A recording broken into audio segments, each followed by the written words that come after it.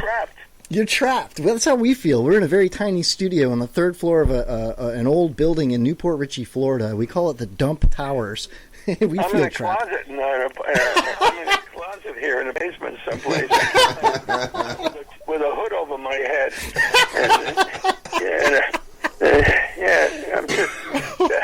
I hope I get out of here alive. But whatever it is, they told me they're going to put me on the radio. So we have. I just want to express we have no liability issues with anything that happens to Mr. Cohen during the show. That is not on us. Anyway, Larry. Now I understand you were born in was it 1941? Am I right? That's a good year. Yeah. Okay. You're about the same. That was a good year to be born. I would think so. Yeah. I think we went to war, didn't we? Yeah, we're just about to go to war. Yeah. The Japs bombed Pearl Harbor. Yeah, right before that, you were a baby. I was too young.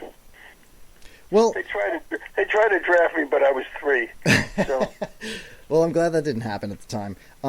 Let me ask you though, as you're living out your golden years, okay? I know if you're born in the 40s, you're probably close to 70 years old, give or take a few years, whatever. Same age as my dad. And what are your plans now? Are you going to keep working, or are you just going to sit back and relax and enjoy all the work you've done and let things like this Blu-ray release kind of take care of you? What are your plans? Oh no!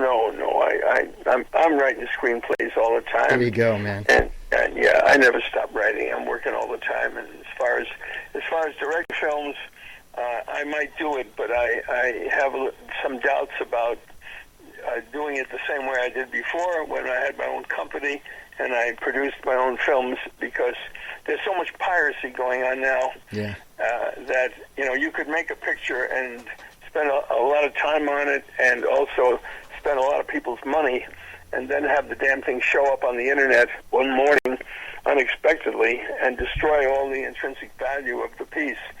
All you have to have is somebody that's pissed off at you, who happens to pass through the editing room and come out with a disc in their pocket, and the next thing you know, you're on the internet all over China, all over Europe, all over the United States, and nobody wants to distribute the picture. So you could get a tremendous financial bath or something like that. Yeah, you definitely It's very scary.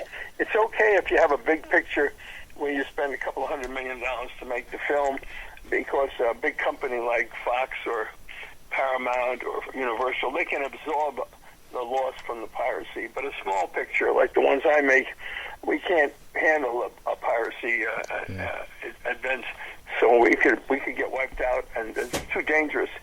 So I prefer to just write the scripts now and let other people make the pictures. It makes a lot of sense, business-wise. Let me ask you this. One of the biggest films, in my opinion, that you are responsible for helping produce and make is the movie Phone Booth. Where does that fall in the whole piracy thing for you? That was back in 2002. It was a little bit different times back then, 14 years ago. Well, it was, but it didn't matter. 20th Century Fox bought it for $1 million. There you go. So I got paid off, and I didn't direct the film, but I was fortunate that the director of the film was kind enough to let me visit the set and have input into the making of the picture. Yeah. And I wasn't excluded from the process, and I also got paid up front, so That's I didn't nice. have to worry very much about the piracy thing. I didn't like the fact that pictures are being pirated. I don't find that amusing. No. What did happen, though, was just before the picture was about to be released, there became a series of sniper killings in the Washington, D.C. area. Yeah, I remember that. Guys with high-powered rifles were shooting people on the parkways. Yeah. And since the villain in our film, Kiefer Sutherland played the part, was actually a guy with a sniper who was up in a window holding the man hostage in a phone booth. Mm-hmm. I thought it was a bad idea to release the picture when people were suffering, their relatives being killed by this sniper in the Washington area. So when I was asked by the New York Times and other publications what I thought, well, they should postpone the release of the film till this is over.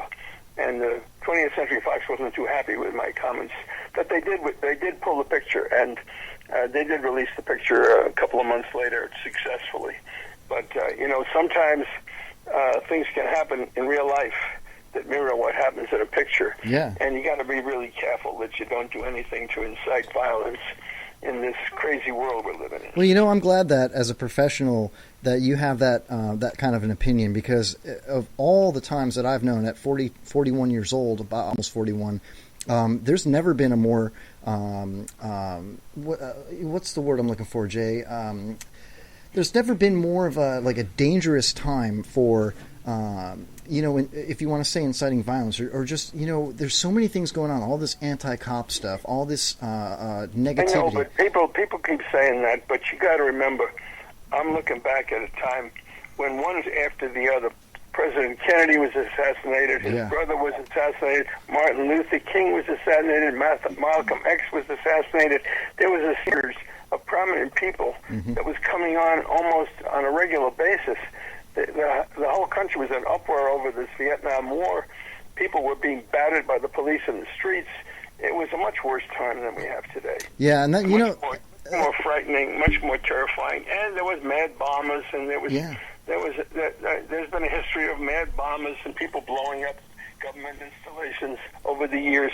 It's all being, capsulized now and focused upon in the media. It is. To such a degree that you think that this was something new. But we've been living with this kind of era off and on all my adult life. Yeah, and that's why I said that. The way I said it is in my personal experiences, growing up in the 80s and being a Generation X type guy and now being 40 years old, I wasn't there to see that happen. I remember Reagan getting assassinated, but I was a child. And so he wasn't killed. He was assassinated. He was shot. He was shot pretty good, though. Yeah. So for me, it's disheartening to see so much focus, like you said, encapsulated, where we have things new nowadays, like social media, and it seems like every other day there's some kind of negative post of something. You don't see the good stuff, is what I'm trying to say. You only see the negative stuff. The thing today is that social media, and everybody having a computer or an iPhone or a laptop or whatever, there's so much information being put out every day to everybody, and you would be surprised at the amount of inaccurate information that's on the internet. Lies, pure lies that are being sent out on the internet, and people just believe what they read. They don't check it out. So, and then they send that information on to somebody else, and and pretty soon, all this misinformation and this craziness is being transmitted, and it's really, really weird. I mean, to see what goes on. So I guess the difference between now and back then is this internet thing, which is not altogether good. I agree. There's too many lies being foisted around and driving people crazy. But I will admit there have never been so many shootings in schools and universities as there seem to be right now. And I think it's because of some of the computer games the kids are growing up with, which have so much killing going on. There's just so much violence. Could be, There's so much murder. I mean, the number 2 television show in America is The Walking Dead, and they must kill at least 40 or 50 human beings every show. I mean, that's nothing but butchery. Larry, technically they're zombies, It's a great show. It's a wonderful show. It's beautifully done. Of course, But the level of violence was unheard of years ago. When I was writing television, you couldn't do any of that kind of stuff. Today, there's so much violence on television, and so many murders every night on television, and so much violence in computer games that it's just quite unbelievable. And so it's not, to me, it's not that there's so much violence going on. It's that there's so little going on compared to the amount of violence that we're being exposed to in the fictitious area of life. It's like there's too much stuff going on there that I think to kind of hold back on it a bit. I personally also think that the reason for all these sex crimes that we've seen now that we didn't used to see before is because of the freedom of pornography. There's so much pornographic material on the internet, and before it was just you had to go out to a porno theater or you had to go buy porno videos. You'd have to go to some sleazy store. But now you check into any hotel, you can see porno movies in the hotel room. You can see porno movies on the internet. There's so much pornography, and there's a lot of people who are sitting alone in their little apartment getting all worked up with this pornography, and they don't have any outlet for it, so they go out and they murder some poor girl. I mean, that's it's very sick. You know, once you stir people up with pornography, they have to have some outlet. They have to get it out of their system somehow. Yeah, it's like a gummed-up carburetor, you know? A lot of very frustrated people around. You know, it's like they say, Larry, peace sells, but who's buying? You know what I mean? It's not sexy. That's a good call, you know? from Metallica. I love it. I like that. I like your stuff. That's actually Megadeth, but yeah.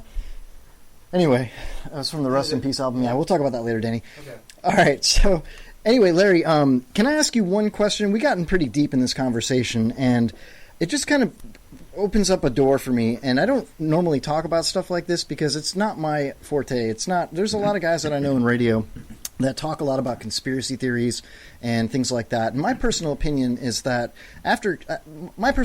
Kennedy was the last real president, and everybody since then has been a puppet. And you know, can I just straight up ask you, what do you think about the plane that crashed in the field in Pennsylvania and the plane that hit the Pentagon? I mean, there's no debris field. Do you think that was real, or was that a media blitz, or what? What the hell happened there? No, that really happened. You think so? That really happened. And that plane that crashed in the field, that plane was headed for the Capitol Dome. If they hadn't rebelled and fought those hijackers and caused that plane to crash, that plane would have taken out the Capitol Dome. Good thing it didn't. And, that's the path it was headed on. Yeah. And so, you know, we got the Pentagon got struck, and the two Twin Towers. It was a horrific event, and anybody that tries to make some kind of conspiracy theory out of it is just damn foolish. I mean, you know, there's no relevance to that at all. Now let me ask you another question. But again, it's the internet. Yeah, I know, right? People sending out ridiculous stuff over the internet and getting into people's brains, and you know, I've had dinner with people out here, perfectly intelligent, rational people, who, after a drink or two, start telling me all these conspiracy theories, and some of them involving the 9/11. Yeah, I hear it all the time as well. Yeah, I totally do. Let's change course real quick here. I don't want to keep you on the phone all night. I know it's a different time zone over there. Excuse me. Do you have? Are you? I went to bed an hour and a half ago. I'm with the hood over your head in the basement. I got out of there. I managed to get the hood off and get upstairs and get into bed. Are you saying our show's putting you to sleep, sir? Yeah, a matter of fact, everything puts me to sleep. Are you a sports fan? Do you have a favorite team? It's baseball season. The hockey playoffs started tonight. Do you have any favorites? Oh, well, I let Landon pick all the sporting events. There you go. Man, I'll tell you what, she's a good luck charm. That woman is awesome. Hockey games, the Kings and everything. She was hooked on hockey last week. Cool. Yeah, the Lightning are playing. We're just north of Tampa Bay, and the puck dropped at 7 o'clock tonight. I'm not a huge Lightning fan, but my niece is a Lightning cheerleader, so I'm very proud of her. And we're going to get a game check here in a little while. We've got an expert that's going to call in and give us a little play-by-play for a few minutes. But I was just curious, you know, a man of your stature who's been around a while and has had a lot of success with, you know, with movies and things like that, which is something that most common people just look at like, oh, man, they look up at the stars, you know, they think of the Hollywood. It's amazing to get to people on a personal level. And so that's why, you know, sometimes I'll bring up sports with a guest on the show just to see, you know, if you have anything that's kind of personable that people can relate with. Sports is one of those things. Let me ask you this question. What kind of vehicle do you drive? Do you have a favorite type of vehicle? Oh, we have a Jaguar. A Jaguar. All right. Yeah. And we're very happy. We got a couple of cars, and we got a car in Chicago also. We got too many cars, to tell you the truth. I'm actually a little short on cars. We got to unload a couple of cars. There's just too many of them. Right. Hold on, Jaybird wants to ask you a question. You keep taking them in for oil changes, and then taking them in for this and that and the other thing, and then as soon as the warranties run out, you want to get rid of them and get yourself a new car. It's the worst thing is to be driving a car without a warranty nowadays. I mean, because they see you coming when there's something wrong with the car. Right. And they make these cars with the defects built into them. So yeah, I agree with that. All right, this is Jay Bird. I'd just like to ask a question. Where do you shop for groceries? Well, my wife likes to go to Whole Foods. I try to discourage it. You married a hippie? Pardon me? You married a hippie? Yeah, well, I like Whole Foods. I prefer to go to the normal supermarkets. I think the stuff is just as good, and I think that a lot of this